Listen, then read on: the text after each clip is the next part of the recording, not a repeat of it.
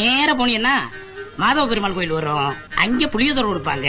சுட சுட பட்டை மிளகா, கடலைப்பருப்பு, வேர்க்கடலை இதெல்லாம் போட்டு ரொம்ப நல்லா இருக்கும். நம்மள பாதி பேர் புளியோதரைக்காகவே பெருமாள் கோயிலுக்கு போறோம். அது வீட்ல எப்படி பண்ணுதுன்னு பார்க்கலாம். அதுக்கு கடலைப்பருப்பு, உளுத்தம்பருப்பு, தனியா, சீரகம், மிளகு, 10 காஞ்ச மிளகா, கருப்பு எள்ளு, கடுகு, வெந்தயம், கொஞ்சமா பெருங்காயம் ஆட் பண்ணி 2 நிமிஷம் நல்லா வறுத்து பொடி பண்ணி எடுத்து வச்சுக்கலாம்.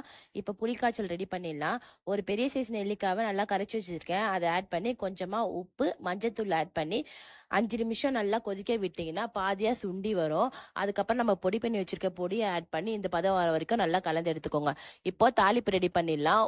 நல்லெண்ணெய், கடுகு, கடலைப்பருப்பு, உளுத்தம்பருப்பு, வேர்க்கடலை, முந்திரி, காஞ்ச மிளகாய், ஒரு கொத்து கருவேப்பிலை ஆட் பண்ணி 2 நிமிஷம் நல்லா வதக்கி எடுத்துக்கோங்க.